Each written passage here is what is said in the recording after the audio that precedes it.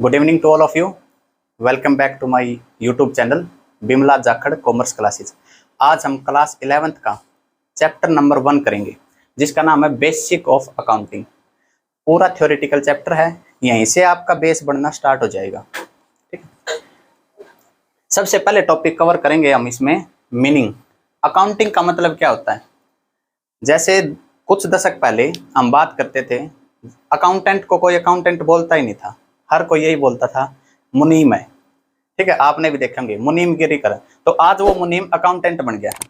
तो अकाउंटिंग का क्या मतलब होता है। अकाउंटिंग का सीधा सीधा मतलब होता है कंपनी में कोई भी ट्रांजैक्शन हो या फिर कोई भी इवेंट हो और वो फाइनेंशियल नेचर की होनी चाहिए। उस ट्रांजैक्शन और इवेंट को रिकॉर्ड करना, ठीक है, और उसको आइडेंटिफाई करना कि रिकॉर्ड होगी भी या नहीं होगी, फिर उसको मेजर करना, ठीक है, समराइज करना, और जो भी रिजल्ट निकल के आए उसको इंटरप्रेट करना कि हमने लास्ट में कितना कमाया कितना खोया। तो वो क्या होता है, अकाउंटिंग। ठीक है, इसमें कुछ कीवर्ड हैं जैसे रिकॉर्डिंग, समराइजिंग, क्लासिफाइंग और इंटरप्रेटिंग द रिजल्ट। ठीक है, ये फाइनेंशियल कैरेक्टर के होंगे। इनको अगर आप मनी में माप सकते हो तभी इनकी अकाउंटिंग होगी। कोई भी ऐसी चीज जिसको आप रुपए में नहीं माप सकते, आपकी कोई कंपनी है, उसमें कोई ऐसी ट्रांजैक्शन हुई जिसको आप कंपनी रुपए में नहीं माप सकते, तो उसको हम रिकॉर्ड नहीं करेंगे। यही होता है अकाउंटिंग। ठीक है, दूसरा है इकोनॉमिक इवेंट्स। इकोनॉमिक इवेंट्स क्या होती हैं, कंपनी में कोई भी इवेंट होती है जो आपकी कंपनी की हो, ठीक है, और वो फाइनेंशियल कैरेक्टर की हो, तो उसको हम रिकॉर्ड करेंगे। अब जैसे आपने कोई मशीनरी परचेज कर ली, ये जो इकोनॉमिक इवेंट होती हैं ये बंच में होती है। बंच का मतलब बहुत सारी एक साथ। अब मान लिया जैसे आपने कोई मशीनरी परचेज कर ली, मशीनरी परचेज करने के बाद आप क्या करोगे, आप मान लिया दिल्ली से आपने मशीनरी परचेज की और आप हरियाणा के निवासी हो, तो आप दिल्ली से लेके आओगे, तो पहली ट्रांजैक्शन क्या होगी, आपने मशीनरी की परचेज की। सेकंड क्या होगी, ट्रांसपोर्टेशन का खर्चा, आप अपनी फैक्ट्री में लेके आए। और तीसरा क्या होगा, उसको इंस्टॉल करवाओगे कि हमें यहाँ पर लगानी है या यहाँ पर लगानी है। फोर्थ क्या होगा, उसको ना पूरा साल उसको उसमें ऑयलिंग करनी है या जो भी रिपेयर एंड मेंटेनेंस है सारा। तो ये जितनी भी ट्रांजैक्शन ये इवेंट होती हैं, ये होती हैं अपनी इकोनॉमिक इवेंट। ये दो तरीके से होती हैं, एक होती है इंटरनल और दूसरी होती है एक्सटर्नल। जैसे ही नाम से ही क्लियर है, इंटरनल आंतरिक और एक्सटर्नल बाहरी। ठीक है, सबसे पहले हम एक्सटर्नल इवेंट करते हैं। एक्सटर्नल इवेंट होती है, अब जैसे मैंने आपको एग्जांपल दिया था कि आपने दिल्ली से मशीनरी परचेज की, इंस्टॉल किया, रिपेयर किया, ये सारी कौन सी इवेंट होती हैं, ये होती हैं एक्सटर्नल, जिसमें बाहर का लिंक होता है आपकी कंपनी के साथ। दूसरा जो इंटरनल होती हैं, अब मान लिया आपकी कोई बहुत सारी बड़ी कंपनी है, जैसे मान लिया रिलायंस है या फिर और बहुत सारी बड़ी कंपनियां हैं, उनकी अपनी ब्रांचेज होती हैं, उनके अपने खुद के स्टोर होते हैं। तो एक स्टोर का सामान दूसरे स्टोर में वहीं से ले लेते हैं वो। अगर मान लिया दूसरे डिपार्टमेंट को कुछ ऐसा सामान चाहिए जो स्टोर 1 पे भी है और बाहर भी है, तो वो स्टोर 1 से ही ले लेते हैं। वो होती हैं इंटरनल इवेंट्स। ठीक है, तो मीनिंग हो गया अपना। और इकोनॉमिक इवेंट्स क्या होती हैं, इंटरनल होती हैं और एक्सटर्नल होती हैं। इनमें क्या होता है, अकाउंटिंग में सबसे मेन चीज ये देखी जाती है कि एक जो भी इवेंट या ट्रांजैक्शन घटित हो, सबसे पहली बात तो वो आपके ऑर्गेनाइजेशन की होनी चाहिए, वो आपकी होनी चाहिए, तभी रिकॉर्ड करेंगे। अब हम मान लिया किसी दूसरी कंपनी का इनवॉइस उठा रखा है, उसका हमारी कंपनी से कोई लेना देना है ही नहीं, तो उसको हम रिकॉर्ड क्यों करेंगे। दूसरी सबसे मेन बात है फाइनेंशियल कैरेक्टर का होना चाहिए। ठीक है, अब मैं आपको फाइनेंशियल कैरेक्टर का एग्जांपल देता हूं, जैसे उसको रिकॉर्ड करना है या नहीं करना आप खुद ही बताना। ठीक है, पुनीत आने के बाद रट्टा नहीं मारना है किसी भी कंसेप्ट का, सारे कंसेप्ट क्लियर होने चाहिए। ठीक है, पुनीत कैमरे में। पुनीत, आपको मैंने अपनी कंपनी में मैनेजर रख लिया। ठीक है, मैंने आपको एक लेटर दे दिया, ये अपना मान लिया लेटर है, ठीक है, आपके अपॉइंटमेंट का। आप कंपनी में आज से मैनेजर अपॉइंट हुए, इसको रुपए में माप सकते हो?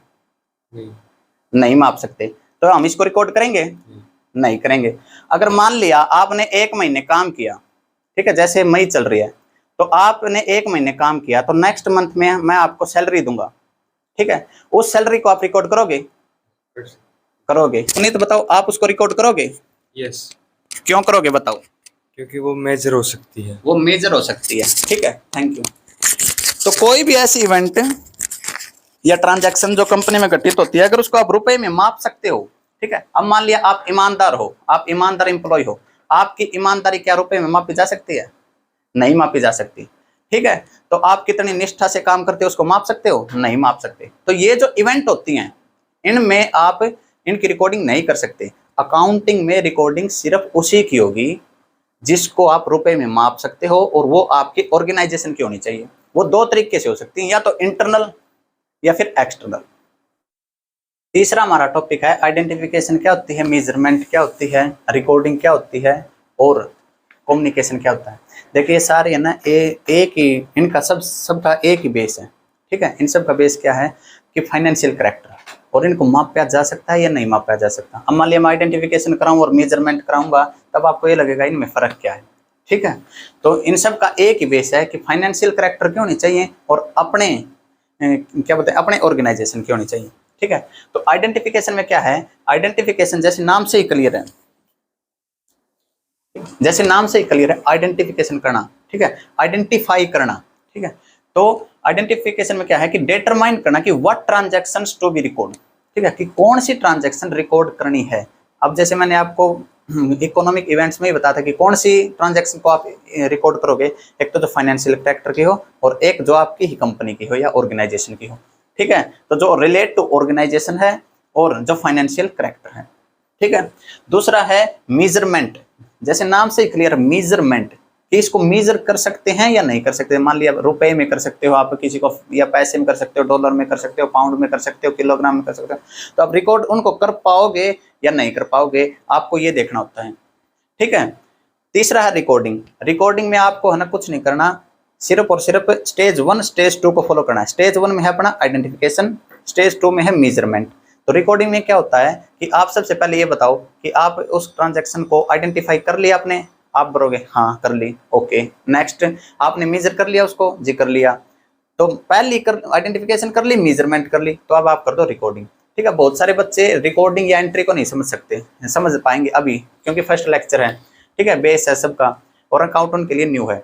तो रिकॉर्डिंग का क्या मतलब होता है, रिकॉर्डिंग का मतलब होता है जैसे हमारा एक पूरा टॉपिक है रिकॉर्डिंग पे, जर्नल एंट्री करना, ठीक है। अब मान लिया आपने कोई मशीन परचेज की, या फिर आपने अपना मोबाइल परचेज किया, तो मोबाइल आपके पास आया, आपकी तरफ से क्या गया, कैश गया, ठीक है। तो परचेज ऑफ मोबाइल डेबिट और टू कैश, ठीक है। जो डेबिट क्रेडिट, डेबिट पर मोबाइल डेबिट क्यों हुआ, कैश क्रेडिट क्यों हुआ, ये हम 3rd चैप्टर में पढ़ेंगे, जो अपना रिकॉर्डिंग का चैप्टर है, ठीक है। तो एंट्री करना क्या होता है, जो भी अपने पास वाउचर आया या जो भी अपना बिल आया उसको अपने अकाउंट्स में लिख लेना, ठीक है। आजकल ऑनलाइन होता है, या फिर जो टैली होता है, टैली का सॉफ्टवेयर है, ओरेकल का सॉफ्टवेयर है, उन सब में इनकी रिकॉर्डिंग की जाती है, ठीक है। जैसे मैंने आपको बताया था meaning of accounting, meaning of accounting में क्या बताया था कि meaning of accounting is the art of recording, classifying, ठीक है। और क्लासिफाइंग के बाद उसमें आता है आपका मेजरमेंट, और मेजरमेंट में आता है फिर आपका इंटरप्रेटिंग द रिजल्ट, ठीक है। तो आपने मान लिया कंपनी में, ये तो है नहीं कि भाई पूरे साल में एक ही मोबाइल ही परचेज किया या फिर एक ही मशीनरी परचेज की। तो कंपनी बहुत सारी ट्रांजैक्शन होती हैं, सबसे पहले उनको रिकॉर्ड कर लेते हैं, आज इस तारीख को ये हुआ, इस तारीख को ये हुआ, इस तारीख को ये हुआ, और इस तारीख को ये हुआ। फिर उनको क्लासिफाई करते हैं कि मशीनरी की ये हैं, ठीक है, प्लांट उसकी फर्नीचर की ये हैं, मोबाइल की ये हैं, कैश की ये हैं, बैंक की ये हैं, सबको क्लासिफाई कर लेंगे अलग अलग तरीके से, ठीक है। आगे जाके इनका अपना पूरा चैप्टर है, ये आपका बेसिक बता रहा हूँ मैं आपको, ठीक है। क्लासिफाई करोगे, समराइज करोगे, फिर उससे रिजल्ट निकालोगे आप, ठीक है, कि इसमें अपना कितना प्रॉफिट हुआ, इसमें इतना कितना प्रॉफिट हुआ, और इसमें अपना कितना प्रॉफिट हुआ, ठीक है। तो ये जो टॉपिक है जैसे आइडेंटिफिकेशन, तो इसमें अपने एक ही चीज है, मैं बार बार बता रहा हूँ कि आपको ये देखना कि ट्रांजैक्शन को रिकॉर्ड कर सकते हैं या नहीं कर सकते, ठीक है। आपने अपनी कंपनी में एम्प्लॉय को हटा दिया, इसको आप मनी में माप ही नहीं सकते, हटा दिया, ठीक है। तो इसको हम रिकॉर्ड नहीं करेंगे, ठीक है। दूसरा है मेजरमेंट। मेजरमेंट में क्या होता है कि कोई भी जो ट्रांजैक्शन होते हैं उसको मेजर कर सकते हैं या नहीं कर सकते। तीसरा है रिकॉर्डिंग। रिकॉर्डिंग में क्या है, आइडेंटिफाई कर लिया, जी कर लिया, ओके। मेजरमेंट कर लिया, जी कर लिया, तो अब रिकॉर्ड कर दो। और जो रिकॉर्डिंग होती है ये क्रोनोलॉजिकल ऑर्डर में होती है, असेंडिंग ऑर्डर में होती है, ठीक है। अब मान लिया ये है कि अब जैसे एक जो फाइनेंशियल ईयर स्टार्ट होता है, वैसे तो नया साल स्टार्ट होता है 1 जनवरी से इंडिया में, लेकिन अकाउंट्स में या बिजनेस में कहाँ से स्टार्ट होता है, फाइनेंशियल ईयर जिसको बोलते हैं 1 अप्रैल से 31 मार्च का। जैसे ये 1 अप्रैल 2022 से 31 मार्च 2023 ये अपना फाइनेंशियल ईयर है। तो इसमें क्या होता है, क्रोनोलॉजिकल ऑर्डर में कैसे रिकॉर्ड करते हैं कि 1 अप्रैल को क्या हुआ, 2 अप्रैल को कुछ हुआ कंपनी में, परचेज या सेल कुछ हुई, 3 को हुई, 4 को, ऐसे क्रोनोलॉजिकल ऑर्डर में उसको रिकॉर्ड करते हैं हम। ठीक है, अब अपना नेक्स्ट है पॉइंट, कम्युनिकेशन क्या होता है। ये 3 चीज कर ली, आइडेंटिफाई कर ली, मेजरमेंट कर ली, कम्युनिकेशन रिकॉर्डिंग। ठीक है, ये 3 कर ली। इसमें अपना 4th पॉइंट है कम्युनिकेशन का। ठीक है, जैसे आपने रिकॉर्डिंग में क्या किया था कि आइडेंटिफाई किया, यस, मेजरमेंट किया, यस, तो आप रिकॉर्डिंग कर दी। कम्युनिकेशन में क्या है, आपने आइडेंटिफाई कर लिया, यस, मेजरमेंट कर लिया, यस, रिकॉर्डिंग कर ली, यस, तो क्या करो, कम्युनिकेट कर दो। ठीक है, और कम्युनिकेट जो होता है वो अकाउंटिंग रिपोर्ट्स, जो रिपोर्ट बनती है हमारी अकाउंटिंग रिपोर्ट्स क्या होते हैं, जैसे मान लिया आपका प्रॉफिट एंड लॉस कितना हुआ, ठीक है, आपकी बैलेंस शीट क्या, लाइबिलिटी कितनी, आपको किसी को लाइबिलिटी मतलब आपको किसी को पैसे कितने देने हैं, ठीक है, आपकी एसेट आपको किसी से कितना लेना, आपके पास बैंक में कितना है, कैश कितना है, आपकी एसेट्स क्या है, लाइबिलिटी क्या है, कैपिटल क्या है, ठीक है, और नोट्स टू अकाउंट क्या है, कैश फ्लो, कंपनी में कितना कैश आ रहा है, कंपनी से कितना कैश जा रहा है, ये जितनी भी आपकी अकाउंटिंग रिपोर्ट्स हैं ये आप कम्युनिकेट करते हो। ठीक है, ये और ये कम्युनिकेट आप किसको करते हो, मैनेजमेंट को और यूजर्स को।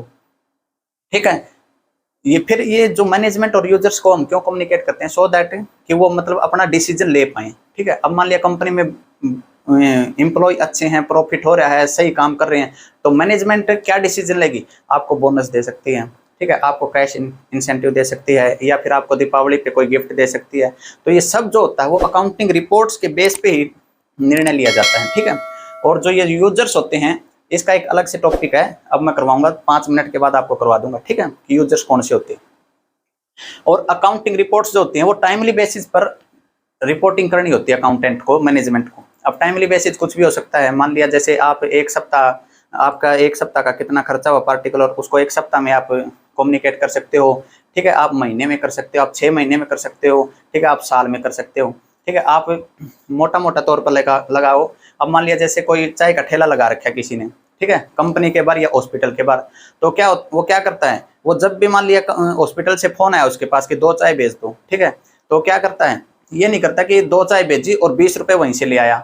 अगर मान लिया 10 रुपये का कप है, वो ऐसा नहीं करता, वो 2 चाय ले जाएगा, या तो वहाँ कंपनी से कोई कूपन ले लेगा, या फिर अपने ऑफिस में, या मतलब जो चाय का ठेला उसका या दुकान है वहाँ पर आएगा और रिकॉर्डिंग कर लेगा कि 2 चाय इस तारीख को इस हॉस्पिटल में गई। ठीक है, और फिर क्या करेगा वो जो, और उसका जो लिंक होगा हॉस्पिटल के साथ, वो अगर हॉस्पिटल वालों ने बोल रखा है कि भैया हमें तो ना 1 सप्ताह में आप भेज देना, अब आपकी 1 सप्ताह में पेमेंट कर देंगे, तो वो जो इन्फॉर्मेशन भेजेगा, जो बिल भेजेगा, वो किस बेस पे हो गया, वीकली पे, कुछ होता है मंथली बेस पे, कुछ होता है कि भैया हम 6 महीने में आपका हिसाब करेंगे, साल में हिसाब करेंगे। हालांकि जो छोटे ये बिजनेसमैन होते हैं इनमें इतने लंबा पीरियड नहीं होता, लेकिन बड़े बिजनेस में ऐसा हो सकता है। ठीक है, तो टाइमली बेसिस पे अकाउंटिंग रिपोर्ट्स को कम्युनिकेट करते हैं मैनेजमेंट को। ठीक है, कौन करते हैं, अकाउंटेंट। आप मुनीमगिरी करनी है आपको। और जो आपकी ये जो अकाउंटिंग रिपोर्ट्स हैं, तो आपका सिस्टम ऐसा होना चाहिए कि जो राइट इंफॉर्मेशन है वो राइट पर्सन को कम्युनिकेट हो जाए और राइट टाइम पे कम्युनिकेट हो जाए। ठीक है, अब मान लिया जैसे मैं आपको बताऊं, ये बहुत इंपॉर्टेंट कंसेप्ट है कि राइट इंफॉर्मेशन, राइट पर्सन और राइट टाइम पे। ठीक है, इस कंसेप्ट को मैं है ना आपको करवाऊंगा, प्रैक्टिकली करवाऊंगा। पुनीत एक बार आना, ध्यान से देखना आप। पुनीत एक बात बताओ, आपको अपनी इनकम टैक्स की रिटर्न भरनी है, लास्ट डेट होती है 31 जुलाई। ठीक है, आप हो एम्प्लॉई, ठीक है, आप हो ये क्या बोलते हैं, सरकारी नौकरी, आप हो नौकरी पे हो, तो आप मान लिया क्लर्क हो, तो आपकी जो इनकम हुई साल में उसका एक फॉर्म 16 जनरेट होता है। ठीक है, वो फॉर्म 16 अगर आपको, आपके लिए राइट इंफॉर्मेशन होगी। ठीक है, आप जिस कंपनी में काम करते हो या फिर जिस भी मतलब सरकारी दफ्तर में काम करते हो, वहां पर जो अकाउंट का काम करता है वो आपको फॉर्म 16 देगा। ठीक है, अगर मान लिया वो फॉर्म 16 जो लास्ट डेट 31 जुलाई है, अगर आपको 5 अगस्त को दे तो आपका काम चलेगा? क्यों? इंफॉर्मेशन राइट टाइम पे नहीं आई। ठीक है, ये जो राइट टाइम का कंसेप्ट है ये यहाँ से क्लियर हो गया। राइट पर्सन, अगर मान लिया आपका नाम जैसे अजय है, कंपनी में और भी अजय हो सकते हैं। ठीक है, अगर उस अकाउंटेंट ने आपका फॉर्म 16 किसी दूसरे अजय को भेज दिया तो वो राइट पर्सन हुआ? नहीं हुआ। ठीक है, थैंक यू सो मच। तो ये जो right person, right time, right information में क्या होता है कि जो भी आपकी अकाउंटिंग रिपोर्ट्स कंपनी में बनाई जाती हैं, ये राइट इंफॉर्मेशन राइट पर्सन को ही कम्युनिकेट करो आप। ठीक है। अब अगर मान लिया आपको, आपने अगर प्रॉफिट एंड लॉस किसी मतलब जो कंपनी में मजदूर का काम करता है, अगर आपको उसको भेज दिया तो वो क्या बोलेगा, मेरा इससे क्या लेना देना, मुझे तो इसी को समझ में ही नहीं आता। ठीक है, तो इसमें राइट पर्सन को कम्युनिकेट करना बहुत जरूरी होता है, और राइट टाइम पे। अगर किसी मान लिया किसी काम को करने की डेट निकल गई, उसके बाद आप कम्युनिकेट कर रहे हो, फिजूल में आपको पेनल्टी पड़ेगी कंपनी को और आपको डांट पड़ेगी। ठीक है, तो कम्युनिकेशन का जो कंसेप्ट है ना वो बहुत ही इंपॉर्टेंट है। इसमें जो अपनी अकाउंटिंग रिपोर्ट्स बनती हैं, आइडेंटिफाई, मेजरमेंट, रिकॉर्डिंग करने के बाद जो भी रिपोर्ट्स बनती हैं उनको टाइमली बेसिस पे कम्युनिकेट करना होता है मैनेजमेंट और यूजर्स को। यूजर्स का जो कंसेप्ट है वो अभी मैं 5 मिनट में आपको करवा रहा हूँ, जो नेक्स्ट आएगा। ठीक है, ऑर्गेनाइजेशन। ऑर्गेनाइजेशन क्या होता है, बिजनेस एंटरप्राइज होता है। ठीक है, जिसका उद्देश्य होता है प्रॉफिट मोटिव। ठीक है, आजकल मैक्सिमम तो प्रॉफिट मोटिव के लिए काम करते हैं कि पैसा कमाना है। दूसरा होता है नॉन प्रॉफिट मोटिव। ठीक है, जिनका मान लिया जो ट्रस्ट होती हैं, ठीक है, डोनेशन की होती हैं, जैसे गौशाला होगी या फिर और भी बहुत सारी ट्रस्ट हैं जो फ्री में इलाज करती हैं, हॉस्पिटल भी बहुत सारे हैं, तो उनका मकसद सेवा करना होता है। ठीक है, तो उसका प्रॉफिट से कोई लेना देना नहीं होता। तो ऑर्गेनाइजेशन में 2 टाइप के मोटिव होते हैं, एक होता है प्रॉफिट मोटिव जिनको पैसा कमाना, और दूसरा होता है जिनको सेवा करनी है। ठीक है, अब ये ऑर्गेनाइजेशन है, ये जो अपना बिजनेस एंटरप्राइज है, ये कई टाइप किससे हो सकते हैं, जैसे sole proprietorship, company, partnership, AOP, trust, corporate society, operative society. ठीक है, तो ये कई टाइप से होते हैं। ये डिपेंड करता है कि आपकी जो एक्टिविटी, जो आप काम कर रहे हो वो कितना है। ठीक है, अगर आपका मान लिया छोटा सा काम है तो आप सोल प्रोप्राइटर हो, आप किसी दूसरे को क्यों इन्वॉल्व करोगे। ठीक है, अगर मान लिया आपका काम थोड़ा बड़ा है या फिर आपके पास पैसे की कमी है तो आप क्या करते हैं, जैसे नॉर्मली कि 1 या 2 बंदे को अपने साथ में लेके काम कर लेते हैं, तो क्या हो जाती है, पार्टनरशिप फर्म, पार्टनरशिप। ठीक है, और तीसरा है मान लिया कंपनी। ठीक है, और ट्रस्ट, कोऑपरेटिव सोसाइटी, एओपी होता है एसोसिएशन ऑफ पर्सन, कुछ पर्सन मिलकर जो काम कर लें। ठीक है, तो ऑर्गेनाइजेशन में बस इतना ही है, इसका मोटिव देखना कि प्रॉफिट कमा रहा है या फिर सेवा कर रहा है और किस टाइप का है। ठीक है, सोल प्रोप्राइटर है, कंपनी है, पार्टनरशिप है, एओपी है, बीओआई है, ट्रस्ट है, कोऑपरेटिव सोसाइटी है। ठीक है, नेक्स्ट अपना टॉपिक है इंटरेस्टेड यूजर्स कौन से होते हैं, जो मैंने आपको कहा था कि 5 मिनट में करवा रहा हूँ, बहुत इंपॉर्टेंट टॉपिक है, ध्यान से करना। नेक्स्ट अपना टॉपिक है इंटरेस्टेड यूजर्स, इंपॉर्टेंट है। ठीक है, जो आप मैंने बताया था कम्युनिकेशन में कि आपको जो अकाउंटिंग रिपोर्ट्स हैं वो कम्युनिकेट करनी होती है। एक तो आपने मैनेजमेंट को कर दी, ठीक है, जो इंटरनल में आ जाता है, और एक होते हैं एक्सटर्नल यूजर्स भी। ठीक है, तो इंटरनल में कौन है, कंपनी के CEO, chief executive officer, CFO, ठीक है, chief financial officer, managers. Manager भी कई टाइप के होते हैं, जैसे प्लांट का मैनेजर अलग है, लाइन सुपरवाइजर अलग है। ठीक है, और अपना स्टोर का मैनेजर अलग है। तो ये होते हैं अपने इंटरनल। ठीक है, दूसरा होता है एक्सटर्नल यूजर्स। एक्सटर्नल यूजर्स होते हैं जैसे बैंक्स, ठीक है, टैक्स अथॉरिटी, लेबर यूनियन। अब जैसे इनको रिपोर्ट्स जो हम देते हैं तो इनसे क्या डिसीजन लेते हैं, कम्युनिकेशन करने के बाद सबसे मेन होता है जो इंटरेस्टेड यूजर्स हैं उस कंपनी में वो क्या डिसीजन लेते हैं। अब मान लिया बैंक्स है, बैंक ने किसी कंपनी को लोन दे रखा है, ठीक है, मान लिया कोई भी कंपनी एबीसी लिमिटेड कंपनी है, अगर बैंक ने उसको लोन दे रखा है, जब बैंक्स के पास उसकी रिपोर्ट्स आएंगी तो वो ये चेक कर सकता है, उस रिपोर्ट्स के माध्यम से वो डिसीजन ले सकता है कि ये मेरा लोन किस मतलब जो इंस्टॉलमेंट है वो टाइम से भर पाएगी या नहीं भर पाएगी ये कंपनी। ठीक है, जो मेरा ब्याज बनता है वो दे पाएगी या नहीं दे पाएगी। तो अकाउंटिंग रिपोर्ट उसके लिए इतनी इंपॉर्टेंट हो जाती है। ठीक है, जो वो डिसीजन लेगा बैंक, वो किसके बेस पे लेगा, अकाउंटिंग इंफॉर्मेशन के बेस पे। ठीक है, अगर मान लिया दूसरा जैसे टैक्स अथॉरिटी है, टैक्स अथॉरिटी में ये होता है कि गवर्नमेंट होती है जैसे, ठीक है, या रेगुलेटरी बॉडी होती है, वो ये चेक करती है कि कंपनी टैक्स कितना दे रही है अकाउंटिंग रिपोर्ट्स के माध्यम से। ठीक है, लेबर यूनियन में भी कुछ ऐसा होता है, जैसे मान लिया कोई यूनियन होती है लेबर की, तो उसके किसी लेबर के साथ ना कोई वो मतलब क्या बोलते हैं, मिसबिहेव तो नहीं बोल सकते, उसका उत्पीड़न तो नहीं हुआ हो। ठीक है, कोई मतलब चाइल्ड लेबर नहीं लगा रखा हो, किसी को मतलब जो रेट डिसाइड कर रखे हैं, ठीक है, उससे कम पेमेंट नहीं हो रही हो। ठीक है, तो जो एक्सटर्नल यूजर हैं, इंटरनल यूजर हैं, इनके लिए जो अपनी रिपोर्ट्स होती हैं वो बहुत ही इंपॉर्टेंट होती हैं, बहुत ज़्यादा इंपॉर्टेंट होती हैं।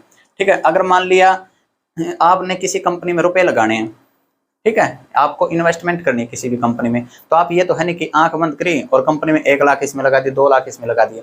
आप अकाउंटिंग इन्फॉर्मेशन देखोगे, अकाउंटिंग इन्फॉर्मेशन में क्या हो जाएगा, जैसे आपका जो रिपोर्ट्स हैं उसमें क्या हो जाएगा, जैसे प्रॉफिट एंड लॉस आप देखोगे कि हाँ भाई कंपनी पिछले 5 साल से आप एनालिसिस कर सकते हो, अगर पुरानी कंपनी है तो पिछले 5 साल से कितना रिवेन्यू जनरेट कर रही है, कितने उसके खर्चे हैं, कितना प्रॉफिट है, भविष्य में कमा पाएगी या नहीं कमा पाएगी।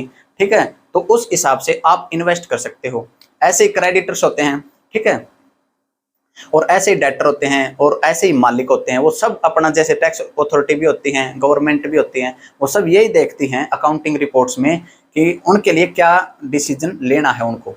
ठीक है, तो वो किसके बेस पे लेते हैं? वो लेते हैं अकाउंटिंग इंफॉर्मेशन के बेस पे। और अकाउंटिंग इंफॉर्मेशन कौन बनाएगा? अकाउंटेंट, मुनीम। ठीक है, पहले जैसे मुनीम का काम एक ही काम होता था कि रिकॉर्ड करना ट्रांजैक्शन को। ठीक है, लेकिन आजकल फोरेंसिक अकाउंटिंग भी आ गई। ठीक है, और वेब, अब फोरेंसिक अकाउंटिंग क्या होती है मैं आपको हल्का सा बता देता हूँ। फोरेंसिक अकाउंटिंग होती है, अगर मान लिया कोई क्राइम होता है, ठीक है, जैसे आपके साइबर क्राइम होते हैं, तो उनमें जो क्राइम किया है जिसने, उसको डिटेक्ट करना, वो फोरेंसिक अकाउंटिंग होती है। ठीक है, दूसरा होता है पेमेंट गेटवे सिस्टम में भी आजकल अकाउंटेंट काम कर रहे हैं। जैसे पेमेंट गेटवे सिस्टम में वेब पेज बनाना क्या होता है? अगर मान लिया जैसे मैंने आपको 5,000 रुपये ट्रांसफर करने हैं, फोन पे किया, गूगल पे किया, पेटीएम किया, ठीक है, तो ये अपना पेमेंट गेटवे है। ठीक है, इनके लिए वेब पेज बनाना, ये क्या होता है? वेब पेज जो ई कॉमर्स में आता है। ठीक है, तो अकाउंटेंट आजकल है ना, रिकॉर्डिंग तो कर रहे हैं, उसके साथ साथ क्या कर रहे हैं? फोरेंसिक अकाउंटिंग में भी जा रहे हैं, ई कॉमर्स में भी जा रहे हैं, इन्वायरमेंटल में भी जा रहे हैं। ठीक है, तो ये अपना टॉपिक था इंटरेस्टेड यूजर्स का और बेसिक। दो टाइप के होते हैं, इंटरनल और एक्सटर्नल। ठीक है, आज हमारा जो लेक्चर 1 था ये यहीं तक था। ठीक है, आपको क्या करना है? आपको वीडियो जैसे ही आप जब आप वीडियो देख रहे हो तो उसके साथ साथ अपनी बुक भी देख लेना। जो भी मैं टॉपिक, जैसे मैंने आइडेंटिफिकेशन, मेजरमेंट, रिकॉर्डिंग और कम्युनिकेशन करवाया, तो आप साथ के साथ पढ़ भी लेना। अगर कोई भी पॉइंट आपको समझ में ना आए तो आप प्लीज़ डिस्क्रिप्शन बॉक्स में मैं अपना व्हाट्सअप नंबर बता रहा हूँ, आप प्लीज़ मुझे व्हाट्सअप कर देना कि सर मुझे ये पॉइंट क्लियर नहीं हुआ। मैं या तो अपनी इनवॉइस भेज के या फिर मैसेज के थ्रू ही आपको वो पॉइंट बता दूंगा। ठीक है, तो आप जो भी आज हमने किया, आप एक बार प्लीज़ उसको बुक से पढ़िए।